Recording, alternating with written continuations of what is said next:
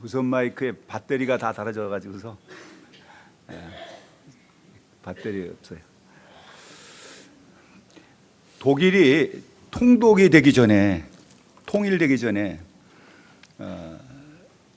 베를린이라는 그 도시가 미국, 영국, 프랑스, 소련 그 연합군이 그 베를린이라는 도시를 4등분해서 서로 이렇게 나눠 가지고 있을 때요. 소련 쪽에는 이제 동독 소속이고 나머지는 이제 서독 소속이었는데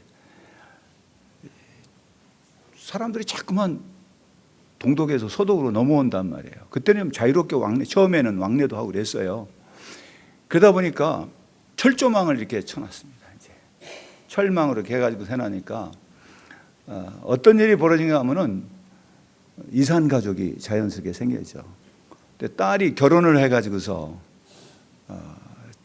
그 결혼식이 끝나고 웨딩 드레스를 입은 채 그 철망 앞에 가가지고서 저쪽 그 동베를린 쪽에 있는 어머니하고 딸이 손을 붙잡고 우는 그런 모습이 이제 사진에 이렇게 찍혀 있었어요.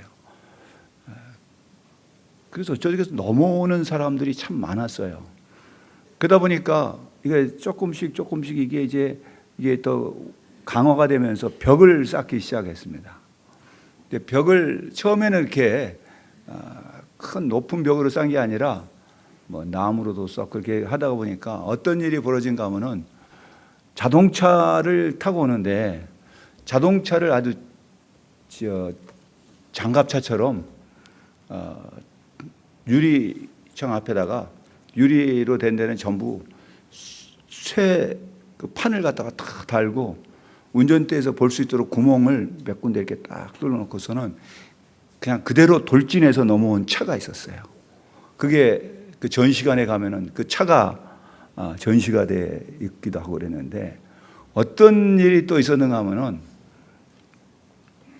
이쪽 빌딩 동베를린 쪽에 있는 빌딩하고 서베를린 쪽에 있는 빌딩 사이를 어떻게 줄로 연결을 했어요.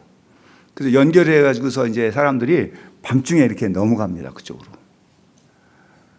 그런데 가다가 어떤 사람이 중간에서 딱 매달려 있어요. 공중에. 그 사진이 있는데 설명을 들어보니까 거기에 참 그 사람이 몸무게를 가볍게 하고 넘어가야 되는데 자기가 가지고 있는 뭐 금이니 뭐니 뭐 하여간 그런 걸 다가 몸에다가 칭칭 다 이렇게 하여간 가지고 최대한 많이 이렇게 가지고 가는 거예요. 그런 것은 가방에다 넣어서 보내면 되는데 그걸 보내면은 혹시 자기가 못 넘어가게 되면은 다 빼앗긴다 그런 생각 때문에 자기 몸에다가 다 넣고 가다가 그 무게가 있으니까 이게 이제 줄이 이렇게 쭉 쳐진 거예요. 그런데 밑에는 지금 그 보초들이 왔다 갔다 한단 말이에요. 그럼 넘어간 사람들은 또 괜찮다면 그 지금 넘어가려고 자기 차례를 기다리는 사람들은 저 사람 때문에 지금 못 넘어가잖아요. 빨리 가야지 자기가 넘어갈 텐데 어찌 됐을 것 같아요? 그 설명을 보니까 그 사람이 걸렸어. 그 사람이 그렇게 해가지고서 빵 쏴버린 거죠. 근데 그러기 전에 사진이 그 전시된 걸 본 거예요. 그 뒤에 있는 사람들은 그 앞에 사람이 얼마나 미웠겠냐고요. 저 사람 때문에 우리가 탈출을 못했다. 그랬던 시절이 있습니다. 근데 그때도 동베를린하고 서베를린은 전철이 다니는데 2호선처럼 타면은 한 바퀴 삥 돌아요, 그냥. 근데 재밌는 거는 서베를린에서 동베를린은 그냥 아무 때나 갈 수 있어요. 타고. 근데 들어가면은 못 나와요. 동베를린에 있는 사람들은 그 전철을 타고 서베를린은 못 넘어오고 서베를린 사람은 그걸 타고 동베를린은 갈 수가 있는데 다시 나오지는 못해요. 그래서 무슨 주의를 주냐면은 그때 전철을 타려면은 전철 안에서 잠들지 마세요 그랬고 항상. 근데 저는 등만 대면 자거든요. 그 전철을 탔어요. 그런데 너무 긴장한 탓에 잠이 들어버렸어요. 그 다음엔 어찌 됐는지 얘기 안 하랍니다. 하여간 그런 일이 있을 때 이런 일화가 있습니다. 그때는 개들도 막 넘어온 거예요. 주인을 따라서 넘어오는. 근데 동독에 있는 개가 서독을 넘어오니까 서독개가 물어봤답니다. 너는 왜 넘어왔냐? 마음껏 짖을 수 있는 자유를 찾기 위해서 넘어왔다. 그런 우습게 이야기가 있었어요. 사람들은 뭔가 자유롭고 싶은 거예요. 어디 어떤 제도라든가 억압받는 그런 속에 있는 걸 싫어하는 거죠. 영화 그 빠빌용이라는 영화를 보면은 그 마지막에 탈출하잖아요. 그것처럼 사람들은 뭔가를 자기를 억누리고 있는 데서부터 벗어나고 싶어하는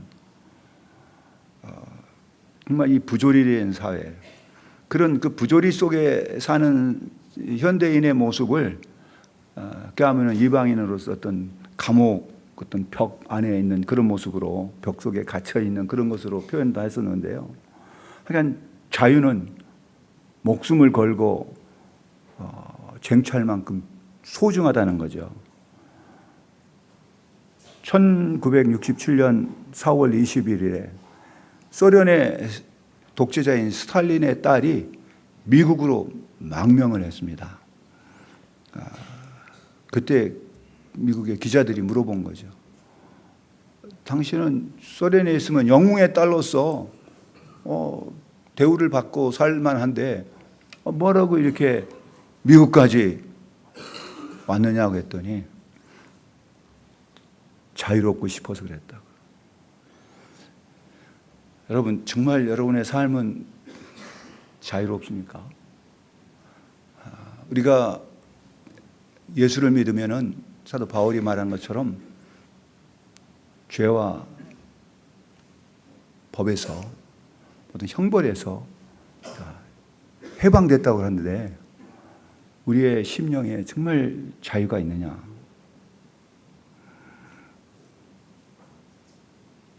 우리가 자유라고 하는 것은 정치적인 자유만이 아니라 내 삶 속에 있어서 어떤 경제적인 어려움을 당한 사람들은 그런 데서부터 자유롭고 싶을 거고, 어떤 질병으로 인해서 고통을 당하면은 거기서부터 또 자유를 얻고 싶을 거예요. 그래서 많은 사람들은 이런저런 이유로 자기 자신을 어떤 감옥 안에다가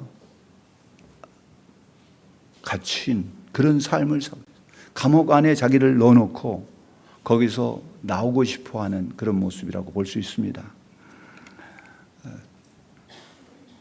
나이가 들어간 하나의 그 특징 중에 하나는 생각하는 것이 아주 좁아진다는 거예요.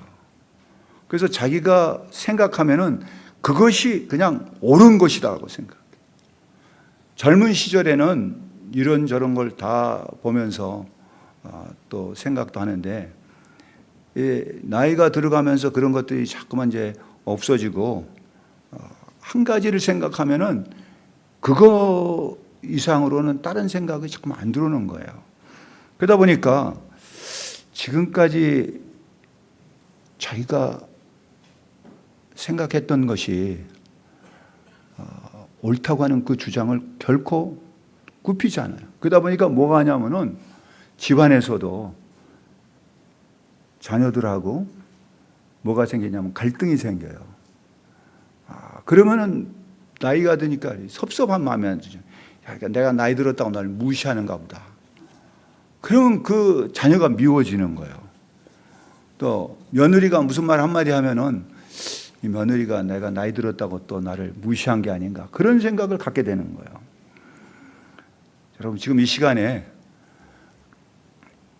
어떤 일을 생각한다든가 또 누군가를 생각하면은 그 사람이 미워지거나 또 화나는 어떤 일이 있는가요?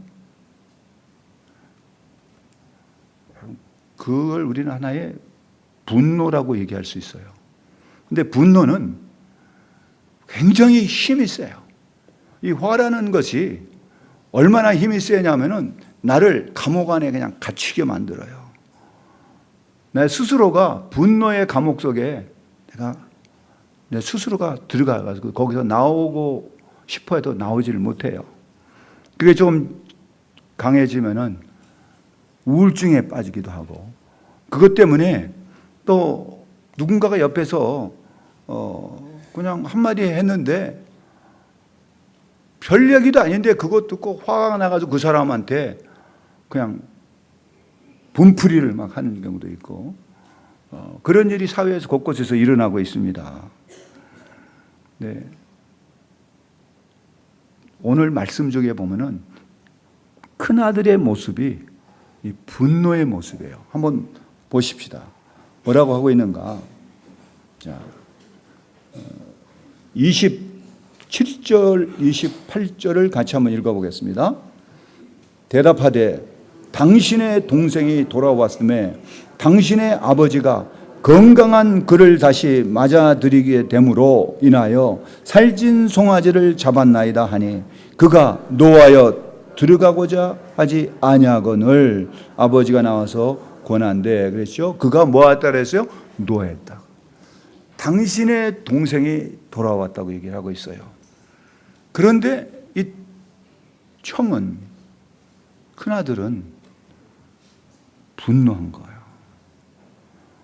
오늘 말씀의 주제는 지난주에 하나님 은혜에 대해서 얘기를 했어요.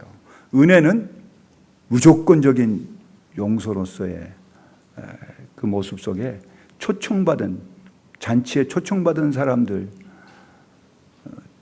길가에 어디서든지 막 데리고 온 그 사람들이 바로 은혜 받은 사람들이라고 하는 개념에서 말씀을 드렸고, 오늘은 그 은혜의 개념이 큰아들의 분노하고 함께 우리에게 어떤 모습으로 다가오는지 말씀을 드리려고 합니다. 오늘 이 말씀 속에 보면은 소위 이 탕자의 비유라고도 하는데, 집을 나갔던 둘째 아들, 그 둘째 아들이 다시 돌아온 그런 모습이에요. 당시의 그 유산법을 보면은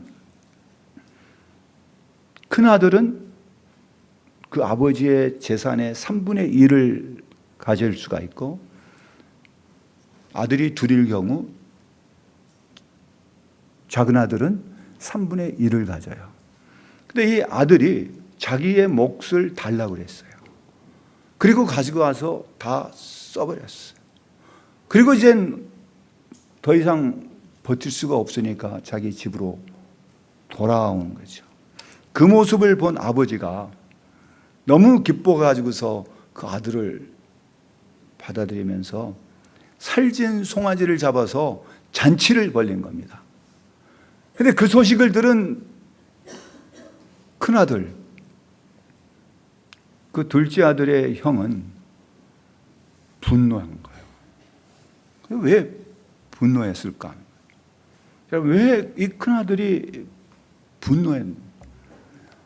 자기 동생이 돌아왔다고 하는데 왜 분노하냐 이거예요. 이 질문의 답에서 우리의 모습을 한번 찾아보기를 바라요. 첫 번째로는 이 모습을 보면은, 이 답을 보면은 뭐라고 얘기합니까? 그 아들이, 집을 나갔던 아들이 뭐라고 하냐면 29절을 보면요, 내가 여러 해 아버지를 섬겨 명을 어김이 없거늘 내게는 염소 새끼라도 주어 나와 내 벗으로 즐기게 한 일이 없더니 아버지의 살림을 창녀들과 함께 삼켜버린 이 아들이 돌아오매 이를 위하여 살진 송아지를 잡으셨나이다. 여러분, 여기서 우리 많은 걸 생각하게 하죠. 이거는 그 아들의 정의감이에요.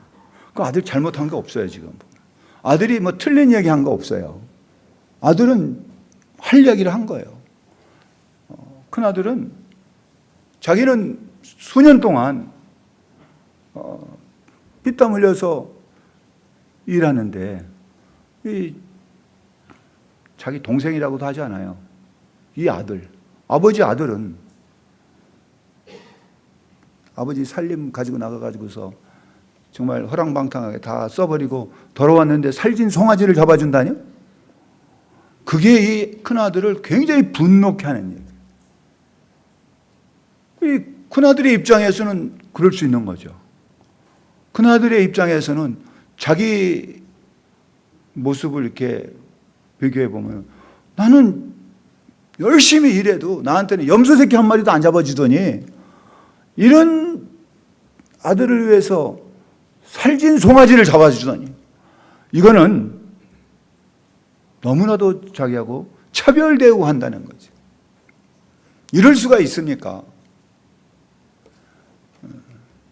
가정에서도 자녀들이 많다 보면은요, 형제간끼리 시기가 있고 질투가 있어요. 우리 어머니는 형만 예뻐하고 또 형이 볼 때는 어머니는 동생만 좋아하고 그래서 형제간에도 그런 갈등이 생기기 마련이거든요. 또 거기다가 결혼해서 며느리가 생기면은 어느 며느리는 또 잘해줘. 그러면 그 며느리한테 또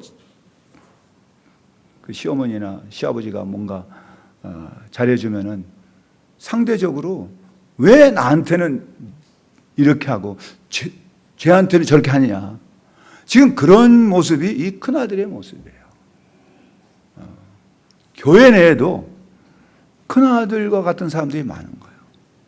내가 이 교회에서 몇 년 동안 열심히 봉사했는데 나는 아직까지 장로도 못 되고 권사도 못 되고 뭣도 못 됐는데 그러한 마음속에 어떤 상대적인 비교의식이 생겨가지고서 분노하게 되는 거예요.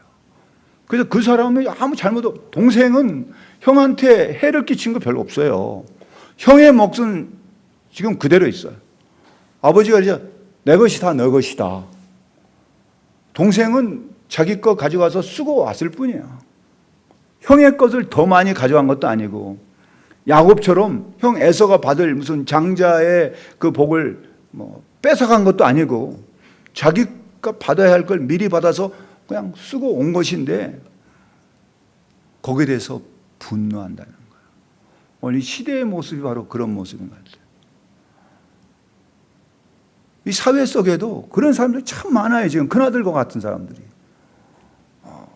막 분노하는 사람들이 많잖아요. 어떤 뭐 사건을 놓고 보면서 그거에 대해서 막 분노해요. 왜 그런가 한번 보자고요. 우리 교회 내에서도 이 시간을 들어서 부탁을 드리는 것은 큰아들과 같은 그러한 공격적인 불평과 불만을 모임에서나 어떤 개인적인 성도들 간에 그런 이야기는 안 하는 게 좋아요. 이 큰아들은 아버지의 그런 모습을 보면서 분노하게 된 게 배신감을 느낀 거죠. 나는 이렇게 했는데 나한테 이렇게 할 수가 있다니. 내가 이만큼 했으면 아버지는 나한테 염소 새끼라도 한 마리 잡아줘야 되는 거 아닌가. 그런데 아버지는 자기한테 염소 새끼도 안 준 거예요. 그러니까 뭐냐 그럼 나는. 그럼 나는 뭐냐 이거예요. 그게 화가 난 거예요. 내가 이만큼 했으면은 뭔가 나한테 돌아와야 되지 않겠느냐는. 그러한 분노를 여기서 표출하고 있는 거예요.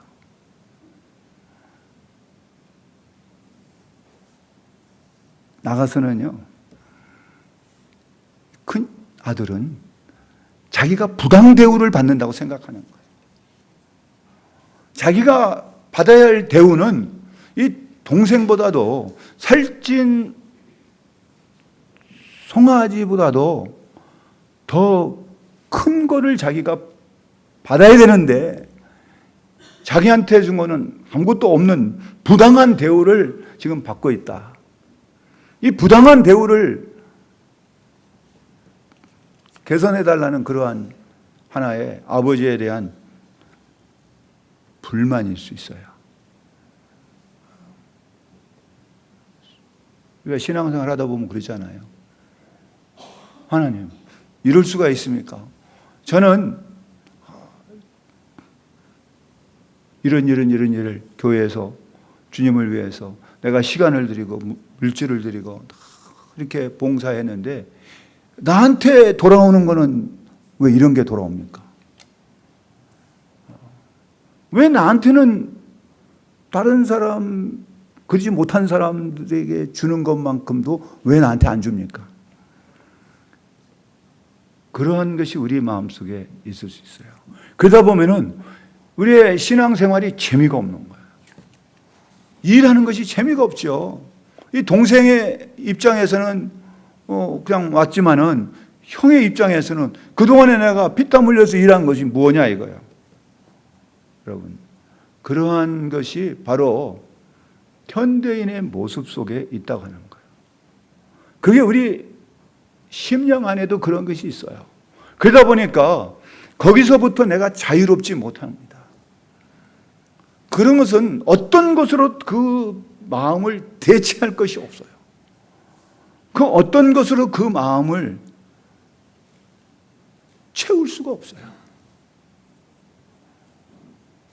내 마음에 미움이 일단 들어오면은 그 미움은 굉장히 빠른 속도로 퍼져나가요.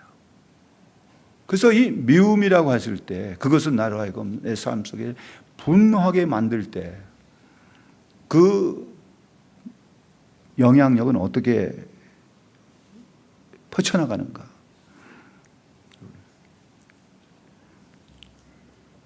분노라는 말을 영어로는 anger라고 그래요. A-N-G-E-R. 분노라는 말 영어로 anger인데 거기 앞에다가 D를 하나 딱 붙이면은 danger가 돼요. 그건 위험이 되는 거예요.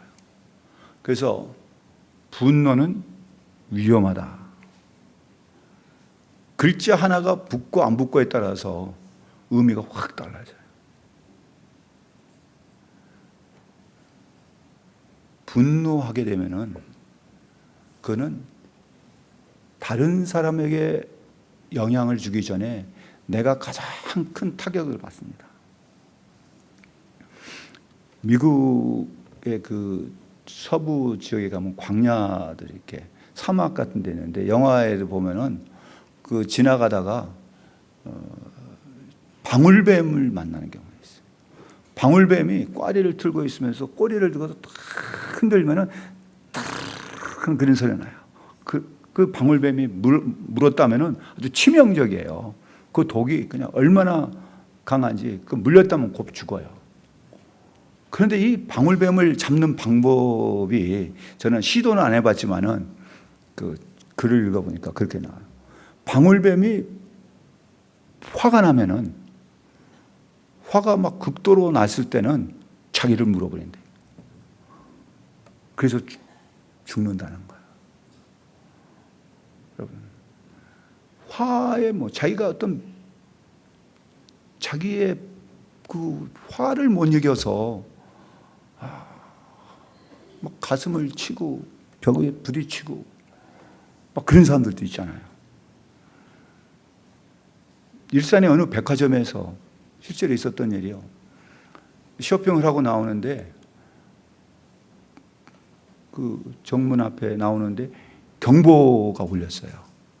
그러니까 거기에 그 경비원이 와서 그 아주머니를 데리고 이제 사무실로 가가지고서 다 그 물품을 검색을 하자는 거예요. 왜 그럽니까? 경보가 울렸으니까 뭔가 계산 않고 그냥 훔쳐나가는 걸로 이렇게 이야기를 하니까 자기는 절대 그런 일이 없습니다. 그런 자기 사람 아니라고 아무리 얘기해도 그 경비원은 경보가 울린 거가 중요하지 그 사람 말 중요해. 딱 열어보려고 하니까 이 사람이 아무리 얘기해도 안 들으니까 막 속이 상하고 속에서 막 열불 나가지고서 이 사람이 심장마비로 죽어버렸어요. 실제로 있었던 일. 여러분, 분노가 우리 안에 있으면은 그거는 가장 먼저 자기 자신을 죽이는 거예요. 미국의 어떤 그 연구를 했는데 어떤 연구 결과를 보니까 사람이 분노했을 때 그 분노가 얼마나 나쁜 영향을 미치는가를 봤어요.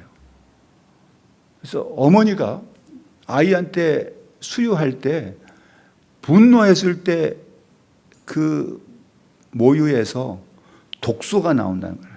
그 독소만 빼가지고도 쥐한테 쥐가 죽어버려요.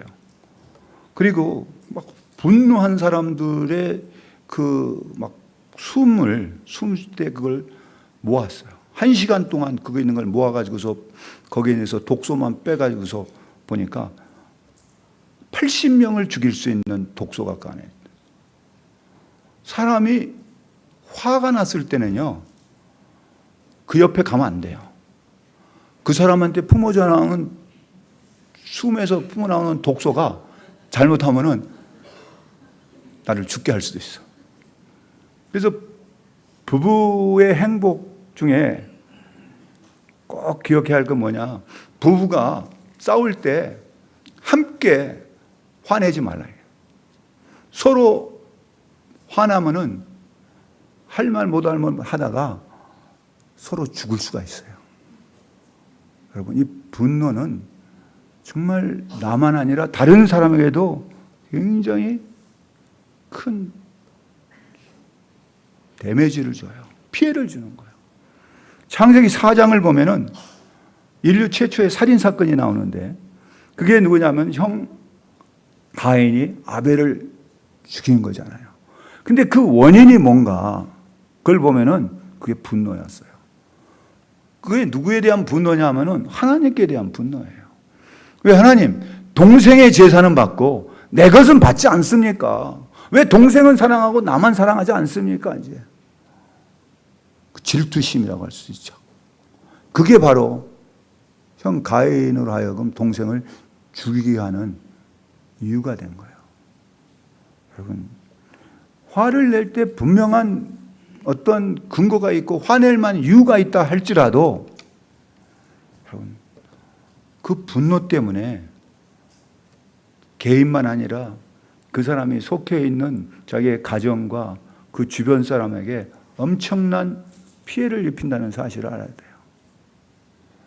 뿐만 아니라 이 분노함 때문에 모세는 가나안 땅에 들어가지 못했어요. 가나안 땅에 앞두고도 들어가지 못했던 모세가 왜 못 들어가는가? 민수기 20장을 보면은 이스라엘 백성들이 광야에서 목이 말랐어. 그때 막 원망했어요. 모세를 얼마나 원망했는지 모세가 이제는 참다 화가 머리끝까지 난 거예요. 그러다 보니까 어떻게 보면은 하나님께서 반석을 향하여 물이 나오라고 명하라고 그랬는데 그냥 반석을 갖다 지팡이를 가지고 빡 2번 때려버렸어요. 그건 반석을 때린다는 이야기는 자기의 분노예요. 그저 백성들이 나를 이렇게 무시하고 나를 이렇게 화나게 한다는 그런 걸로 막 반석을 팍 때려버렸어. 그 일로 인해서 모세는 이 가나안 땅에 못 들어간다는 거예요. 여러분, 우리에게 있어서 정말 이런 분노가 있을 때 우리는 어떻게 해야 되느냐는 거죠. 내가 분노할 때 어떻게 해야 될까? 오늘 여기 답이 나와요. 보면은 31절, 32절을 읽어봅시다. 31절, 32절 같이 읽어봅시다. 아버지가 이르되 예, 너는 항상 나와 함께 있으니 내 것이 다 내 것이로되 이 내 동생은 죽었다가 살아났으며 내가 잃었다가 얻었기로 우리가 즐거워하고 기뻐하는 것이 마땅하니라. 여러분, 아버지의 사랑은 여기 그대로 나타났습니다. 예, 너는 항상 나와 함께 있지 않냐? 내 것이 다 너 것이 내 거 아니냐? 여기서 뭐냐면 형은 내 것, 너 거를 구분했다는 얘기예요. 내 것, 너 거를 구분해요. 근데 아버지는 구분하지 않아요. 그게 사랑이에요. 아버지의 사랑은 구분하지 않는데 자식들은 구분해요. 큰 아들은 구분했다는 얘기. 그리고 뭐라고 합니까? 이 내 동생은 죽었다 살아났으며 이 내 동생이라고 그래. 근데 이 아들은요, 큰 아들은 이 아들이라고, 자기 동생이라고 하지 않았어요. 그 종들도 당신의 동생이라고 얘기하는데 아버지도 이 내 동생이라고 얘기하는데 아들은 분노함 때문에 동생이라는 말을 쓰지 않은 거예요. 근데 아버지는 동생이라는 것을 다 포용하는, 그런 큰아들도 포용하는 사랑을 여기서 보여주고 있어요. 여러분, 사랑이라는 것을 설명하기 참 어려워요. 사랑이 뭐냐? 여러분, 사랑이 뭐예요? 사랑이 뭐냐고 물으신다면 뭐 그럴 수도 있어요. 그런데 사랑은 한번 따라해 보시렵니까? 사랑은 입장 교환이다. 뭐라 그래요? 사랑은 뭐라고요? 입장을 교환하는 거예요. 내가 그 사람 입장이 되어주는 거예요. 그러면 뭐가 할 수 있냐면 그 사람을 이해할 수가 있어요. 왜 저 사람이 저렇게 할까? 왜 이 사람이 이렇게 할까? 내가 그 사람 입장이 되어보는 거예요. 내가 그 사람 입장에서 보는 거예요. 그 사람의 자리에 내가 한번 서보는 거예요. 그게 사랑입니다.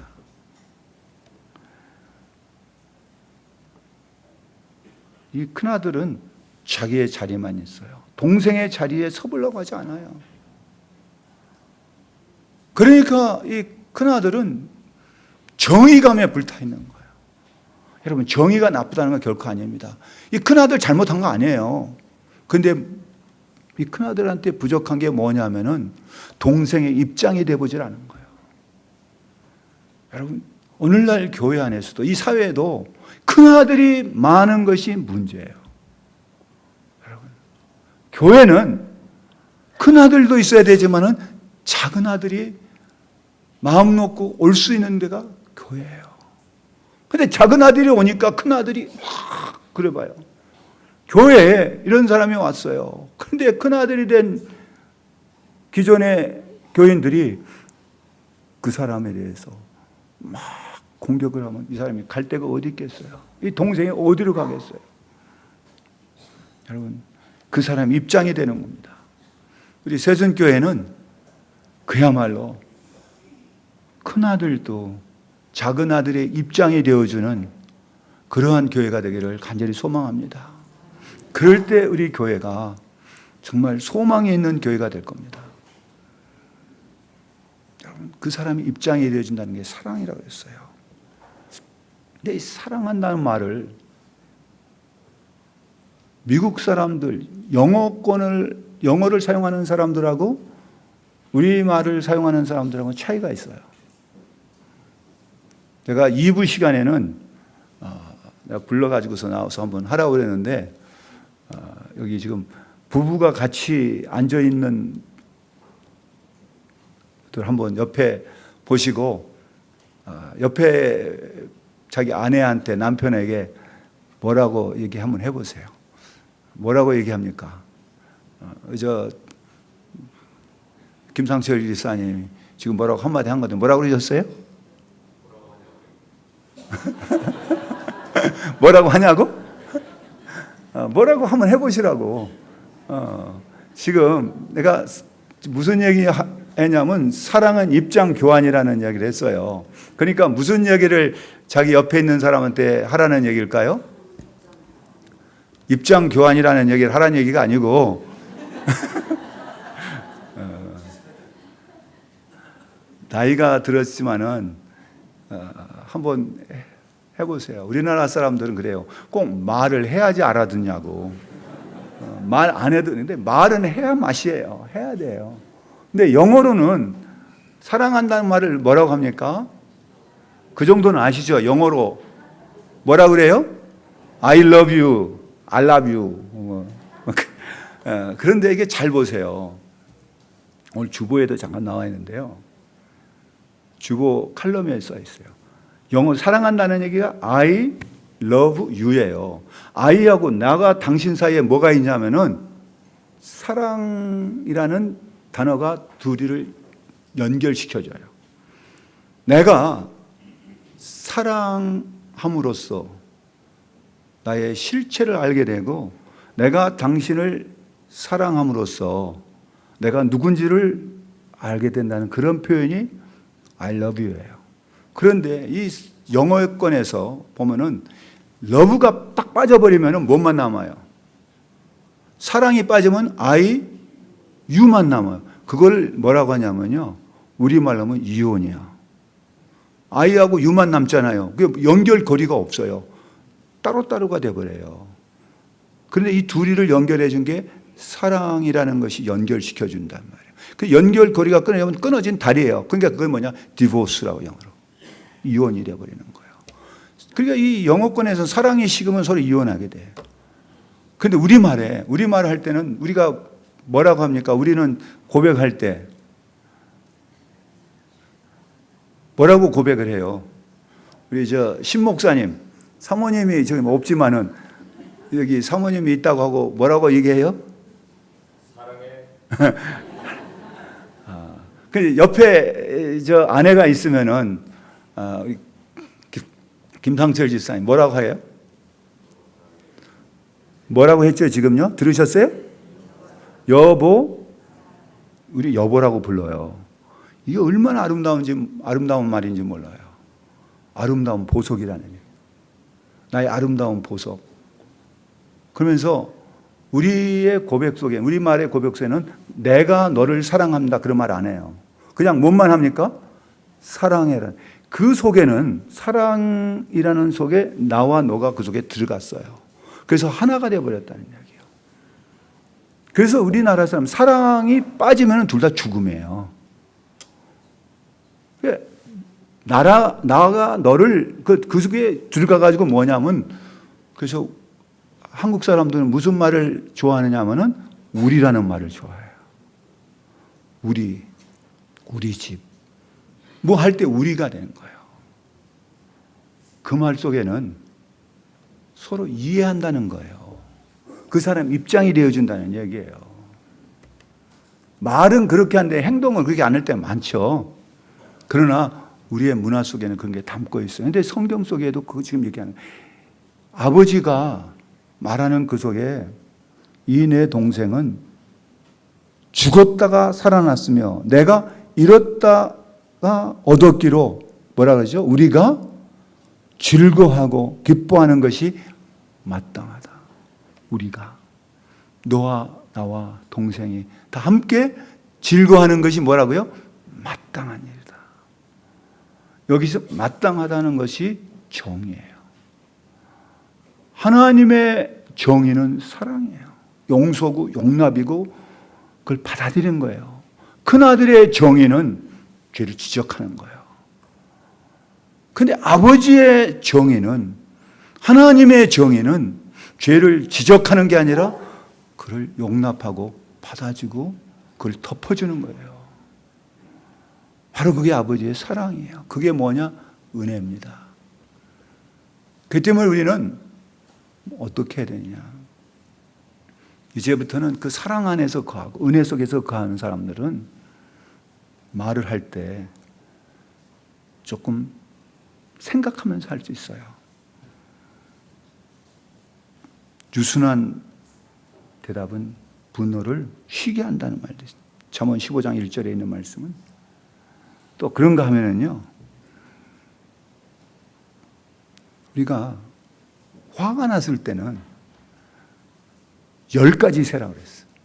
화가 날 때는 10가지 세고, 더 화가 날 때는 100가지 세고, 저 사람 막 화가 나서 막 내가 어떻게 하고 싶어. 그럴 때는 1000가지 세라. 근데 세다가 우리는 폭발해 볼 수도 있어요. 세다가 못 갈 때도 있어요. 그러나 한번 해보세요. 오늘부터 가서 무슨 운전하다가도 화나면 한번 세보세요. 러시아에서 최근에 무슨 일이 있었냐면 어떤 사람이 좀 앞질러 갔는가 뭐 하다가 좀 화가 나게 했어요.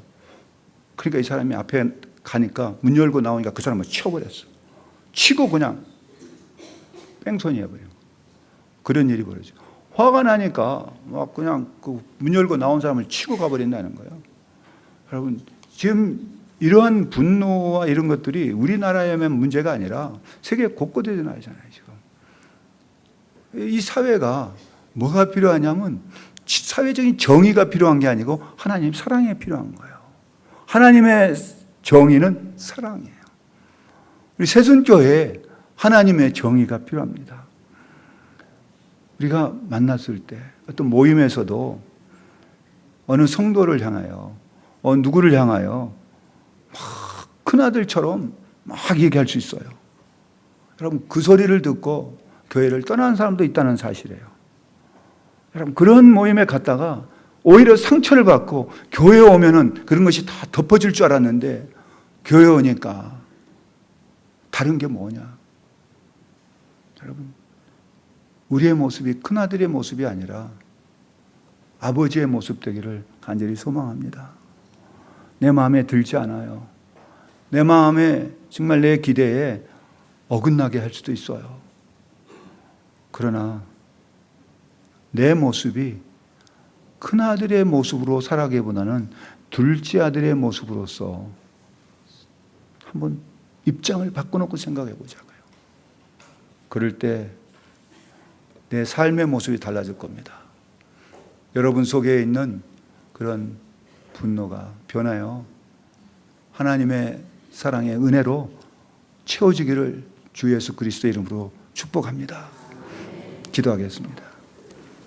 하나님 아버지,